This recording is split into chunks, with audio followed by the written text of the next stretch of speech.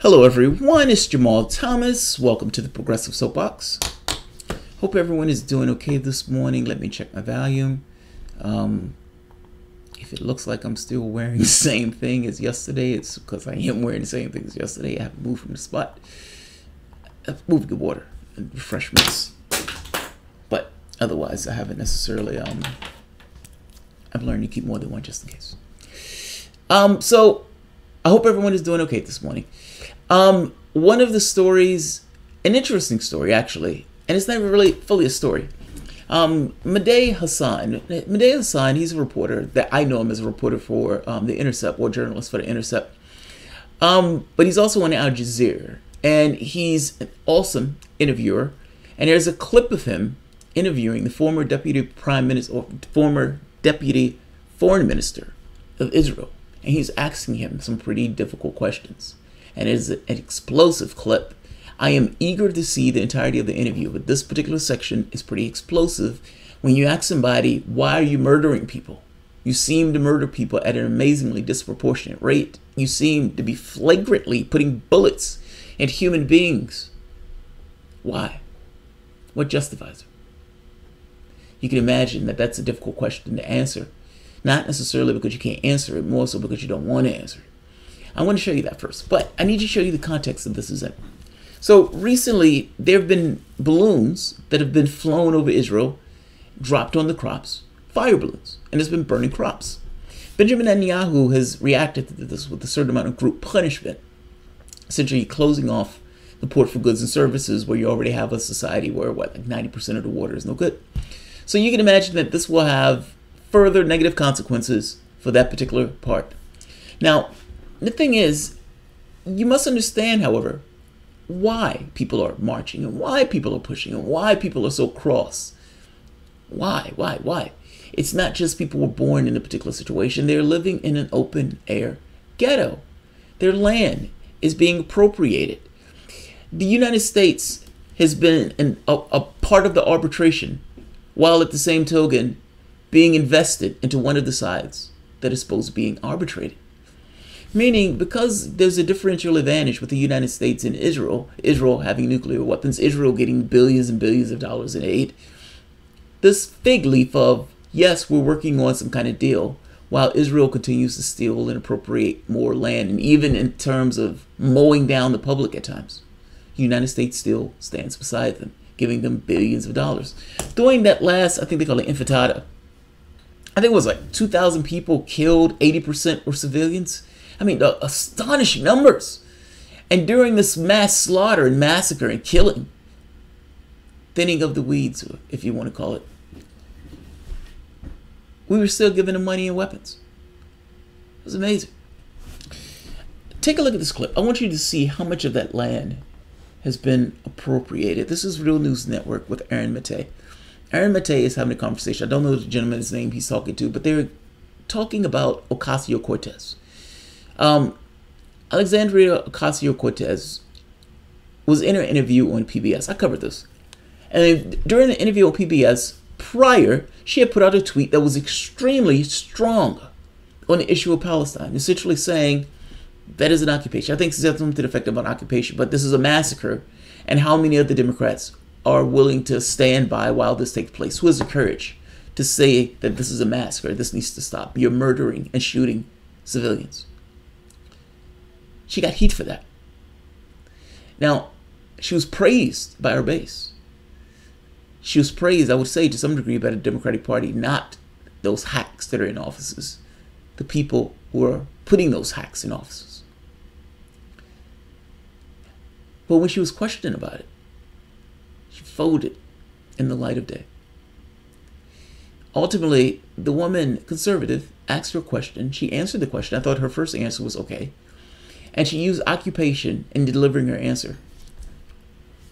The woman asked her occupation, and she stops, unclear of her lines, and recoils.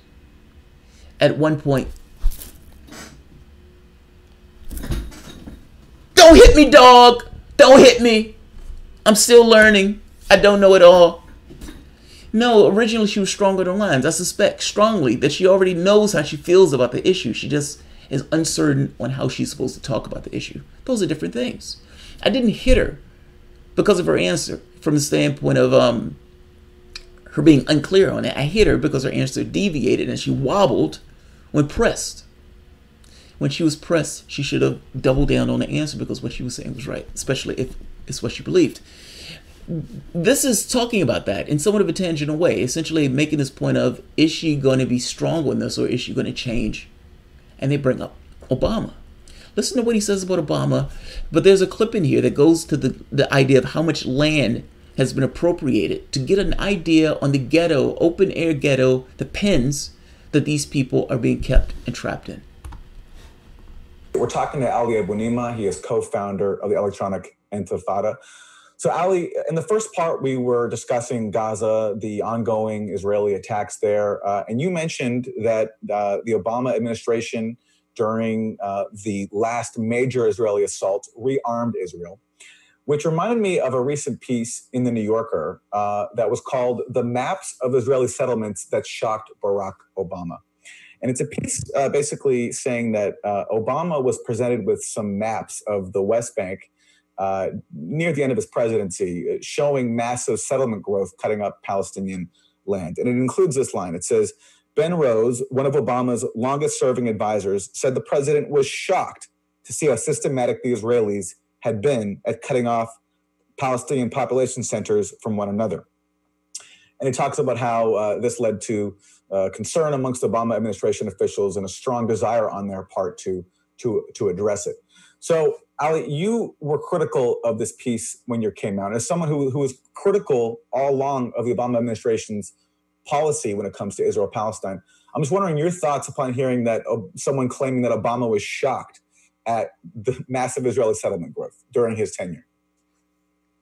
I find the notion that Barack Obama suddenly learned in 2015, 7 years into his presidency, about the extent of Israeli colonization and was shocked by it to be utterly absurd and incredible and an insult to our intelligence. And it's entirely untrue that Obama learned something in 2015 that he didn't know for many, many years. And my shock comes from having known Obama in the years before he was president, when he was my local state senator in Chicago, and having attended a number of sessions with him where these issues were talked about, and knowing that he was very well informed. Remember, his first envoy was George Mitchell, who was very familiar with the realities on the ground, who'd written a report on Israeli settlements some years earlier for the U.S. government.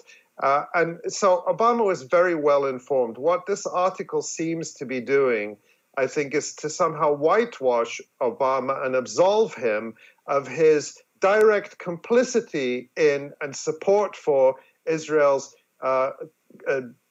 deepening of its occupation, settler colonialism, and apartheid. And I think what's critical to understand, too, is I don't think this was somehow negligence on the part of the Obama administration.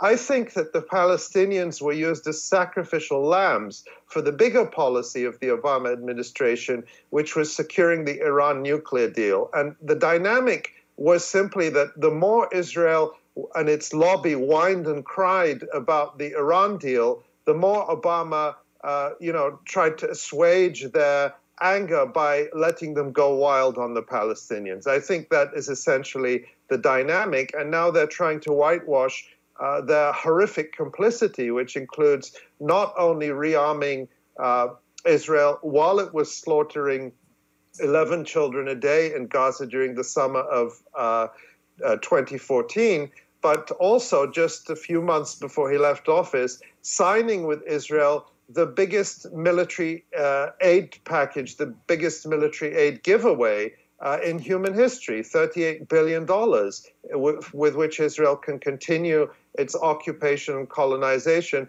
but also expand its aggression and war in the region. It's been using, for example, the F-35 fighter jets that Obama gave Israel in its attacks in Syria. That's Obama's legacy. He knew all this, and it was all done willfully and with malice aforethought, let's say. Right. And speaking of legacy and placating a Middle East ally, I mean, we know that that dynamic you described was also on display when it comes to Saudi Arabia and Yemen. We know from reporting that basically the Obama administrations gave early support for the Saudi attack on Yemen as a way to placate it for its rejecting Saudi Arabia's objections to the Iran nuclear deal. So as a way to sort of buy off the Saudis, Obama gave intense support to the Saudi attack on Yemen. But Ali, in terms of Obama, I remember you were one of the first people to sound the alarm about him. Many people, myself included, were feeling optimistic back in the day or when he was first coming up.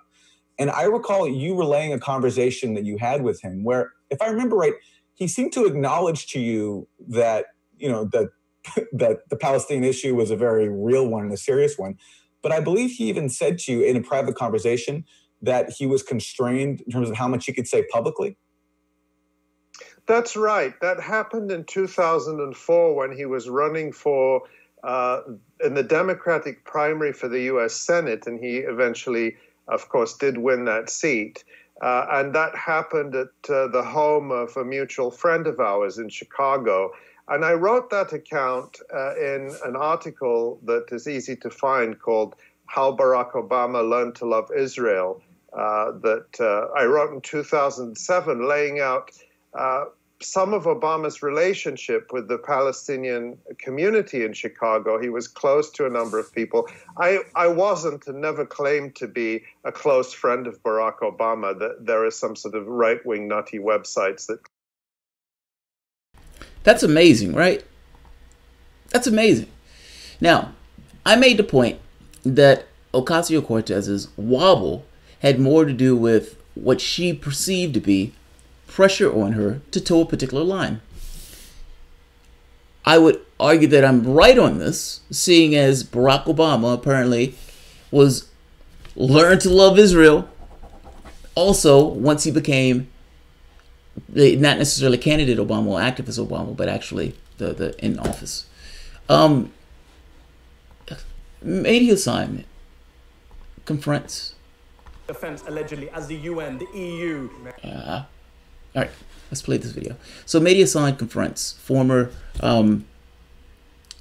Israeli foreign minister, former just sounds weird. Former Israeli deputy foreign minister. Am I saying that right?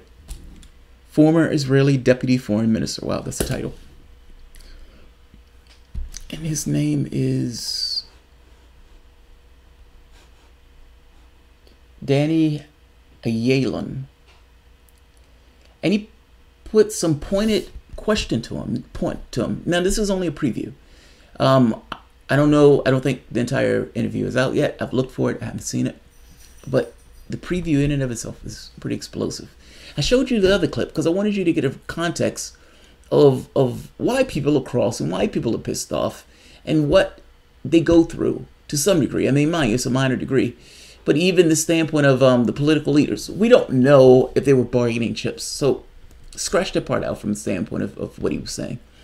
But this thing of understanding the plight, whitewashing what Obama knew when he was in office, and what the people themselves are enduring. They're cross because of what they're enduring. Anybody would respond in such a way. That's not just because they're Palestinians. It's not in their DNA. It's because they're human beings, and human beings respond in a particular way when they're under stress. They're in an open-air ghetto, and they're resisting their occupation. Let's take a look at the clip. Questions are being put to him. Why are you guys such killers? International lawyers have said, no other country shoots people in this way, in the back as they're running away. You could choose not to kill people at a fence who are just damaging a fence allegedly as the UN, the EU, international lawyers have said. No other country shoots people in this way, in the back as they're running away. Medhi, I'm sorry if I show some impatience, but it's not a human rights situation. It's an area in conflict. It's an armed conflict. So in war zones, there's no human rights. You can do whatever you want. Well, is that what Israel's position is? There is laws shoot people in the law. back, shoot nurses, shoot kids. Listen. Shoot journalists. I'll ask you. You have our border. You have thousands of people stampeding over to your borders with knives in their hands, with bombs, and you know that you have kindergartens, Journalists schools, and eyewitnesses say there people. were not thousands of people with bombs. That is a false statement, Danny, and you know it. Out of these thousands, it's enough that one has a bomb. Okay, but so you I'm know glad what? you've gone But from more, thousands to one. But no, no, Good, no. We're getting somewhere. No, you're putting words in my mouth. I'm putting your own words in your own mouth. No, you said you're thousands not. went with knives. No. I'm saying that's no, not true. Do you stand by that no. statement? Do you stand by that you know statement? What? I said something else. I said, even if there was one, there were 1,000, but even if there was one, I say you are wrong.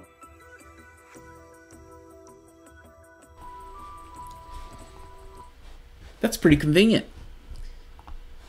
That's like cops complaining or saying, well, look, if I'm scared, I can pretty much do whatever I want. So your fear level is the thing that allows you to pretty much kill and maim whoever you want. Under that argument, hey, it's a war zone. And because it's a war zone, we can shoot and kill and maim whoever we want. It's perfectly okay. And he says, so you can kill anybody? He said, well, there are laws. He said, but you were shooting people in the back. You're shooting nurses, kids, all of those dangerous babies that were gassed. You can do it whatever you want. I am looking forward to that interview. He's had, Medhi Hasan has had interviews like that before, where he's had hostile interviews by people who are into this American exceptionalism thing. There was one. There was another guy who was, again, from Israel and gets eaten alive like nobody's business because he has to explain why it's okay for him to murder large numbers of people. And you need to explain that to people who don't live there. How do you kill this many people? You're occupying somebody else's land. You can understand that they're going to be somewhat crossed by the occupation of that land. And not just that. Let's get rid of the fig leaf of a two-state solution. Please. I mean, come on. The United States has allowed Israel to have somewhat of a differential advantage. They're not going to give that up. They're going to continue to appropriate more and more land. If you look at the map, there's not much left. These little pockets that are dispersed outward. Then you add to this kind of weird scenario where they say, well, we don't want a one-state solution, because if we have a one-state solution, it won't be a Jewish state. We want a Jewish state of Israel, and if it's not a Jewish state of Israel, you are talking about destroying Israel. So it goes beyond having somewhere to stay. They want to be able to control it, colonial style, missing the point, the irony, that in the creation of one, you've destroyed the other, meaning you've destroyed Palestine. Those people are trying to return back to their homes. They're trying to return to their homes based on international law that is being broken, flagrantly broken, as Israel continues to appropriate more land. Look, I'm looking forward to this interview. Medhi Hasan seems like he's going to pressure the guy in an interview. And so sometimes pressure is one of those things that helps to get information out. I'm looking forward to it. Looking forward to it. Let's see. Balthazar, I used to think that the government and people could be separate, but the levels of indoctrination are so high that it's no longer the case. You talking about there? People have got to self-censoring when it comes to Zionist Israel and everything to do with it. Well, look, I've met some people who consider themselves to be Zionists. I've met some people who consider themselves to be Israeli. I use the terms, it's different things. Like, I think it's perfectly reasonable to say I was born in Israel, in which case I'm an Israeli. I think it's massively unreasonable to say you were born in Brazil and believe that you have some tether to the country. You don't. I'm sorry, you don't. This is religion. It's nonsense. So at one point, Israel, they were talking about putting it in Africa. I mean,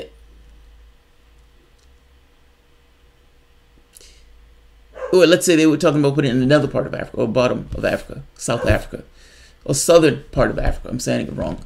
I'm just making the point that there is no tether to that particular land. So I'm going to end it here. So I'm looking forward to this. This is going to be on Al Jazeera. I don't necessarily know when this is coming out, but this should be out pretty soon. Medhi Hasan, I don't agree with him all the time. I mean, that's just being a human being. You're not going to agree with him every time. But I got to be honest. When he puts out a piece, oftentimes, I do see his point of view, even if I don't necessarily agree with him. So, all right, guys. If you enjoy the content, please feel free to share, like, subscribe, and of course, you can always support through Patreon. Thanks, everyone.